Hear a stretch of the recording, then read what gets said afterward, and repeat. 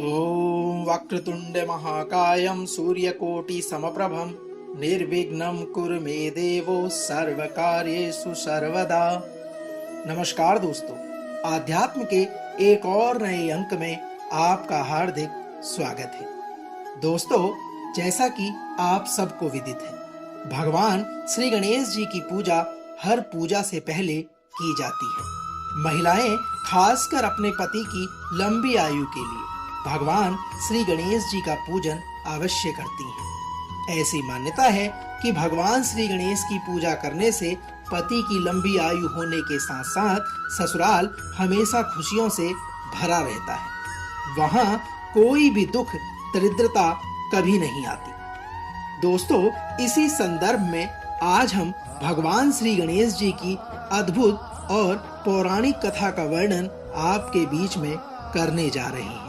तो आइए जानते हैं सुहाग की लंबी आयु देने वाले भगवान श्री गणेश से जुड़ी इस अद्भुत और पौराणिक कथा के विस्तार को। दोस्तों, एक पौराणिक कथा के अनुसार एक समय की बात है। एक जगह पर दो भाई बहन रहा करते थे।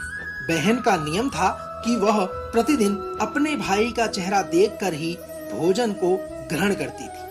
वह हर रोज सुबह उठती और घर का सारा कार्य जल्दी से करके अपने भाई का मुंह देखने के लिए उसके घर चली जाती थी। एक दिन रास्ते में एक पीपल के नीचे श्री गणेश जी की मूर्ति रखी हुई थी। उसने भगवान के सामने हाथ जोड़कर कहा कि मेरे जैसा अमर सुहाग और मेरे जैसा अमर पीहर सबको दीजिए। यह कहकर वह आगे बढ़ गई। दोस्तों, जंगल की झाड़ियों के कांटे उसके पैर में चुभा करते थे। एक दिन वह जब अपने भाई के घर पहुंची और भाई का मुंह देखकर बैठ गई तो उसकी भाभी ने उससे पूछा कि तुम्हारे पैरों में यह क्या हो गया है। अपनी भाभी के वचन को सुनकर उसने कहा, भाभी, जंगल के रास्तों की झाड़ियां और उसके गिरे हुए कांटे मेरे पांव में चुभ गए हैं। जब उसकी भाभी ने उसके इस प्रकार के उत्तर को सुना तो उसने अपने पति से कहा कि वह उसके रास्ते को साफ करवा दे ताकि आपकी बहन के पांव में कोई भी कांटा ना चुभ सके। उसकी भाभी ने कहा, आपकी बहन के पांव में बहुत सारे कांटे चुभ गए हैं। तब अपनी पत्नी के इस प्रकार के वचन कहने पर कुल्हाड़ी लेकर उसके भाई ने जंगल की सारी झाड़ियों को काटकर रास्ता साफ कर दिया, जिससे भगवान श्री गणेश जी का जहां स्थान था वहां से वह भी हट गए।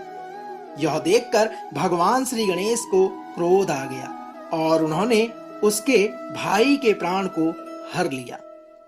दोस्तों, आगे की घटना में लोग जब अंतिम संस्कार के लिए भाई को ले जा रहे थे तब उसकी भाभी रोते हुए लोगों से कहने लगी कि थोड़ी देर रुक जाओ, इसकी बहन आने वाली है। वह अपने भाई का मुंह देखे बिना नहीं रह सकती। उसका यह नियम है कि जब वह अपने भाई का मुंह देखती है तभी वह अन्न जल ग्रहण करती है। उसके इस प्रकार के वचन कहने पर लोगों ने कहा कि आज तो देख लेगी, किंतु कल से कैसे देखेगी। दोस्तों, रोज की तरह बहन अपने भाई का मुंह देखने के लिए जंगल में निकली। जंगल में उसने देखा कि सारा रास्ता साफ किया हुआ है। जब वह आगे बढ़ी तो उसने देखा कि सिद्धि विनायक को भी वहां से हटा दिया गया है। तब उसने जाने से पहले भगवान श्री गणेश जी को एक अच्छे स्थान पर रखकर उन्हें स्थान दिया और हाथ जोड़कर बोली, हे भगवान, मेरे जैसा अमर सुहाग और मेरे जैसा अमर पीहर सबको देना। और वह यह सब बोलकर आगे निकल गई। जब भगवान ने उसके मुख से इस प्रकार के वचन सुने तो भगवान सोचने लगे कि अगर मैं इसकी नहीं सुन पाया तो हमें कौन मानेगा, हमें कौन पूजेगा।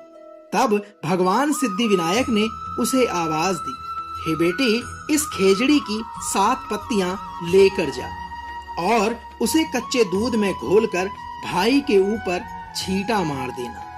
वह उठकर बैठ जाएगा। यह सुनकर जब बहन पीछे मुड़ी तो वहां कोई नहीं था, किंतु वह सोचने लगी कि ठीक है, जैसा सुना है वैसा कर लेती हूँ। फिर वह 7 खेजड़ी की पत्तियां लेकर अपने भाई के घर पर पहुंची। वहां उसने देखा कि कई लोग बैठे हुए हैं, भाभी रो रही है और भाई की लाश रखी हुई है। दोस्तों, उस बहन ने उन पत्तियों को बताए हुए नियम के तहत भाई के ऊपर इस्तेमाल किया। उसके प्रभाव से उसका भाई उठकर बैठ गया। अपनी बहन को अपने मुंह के सामने बैठा देख भाई बोला, बहन, मुझे बहुत गहरी नींद आ गई थी, इस कारण मैं उठ नहीं सका।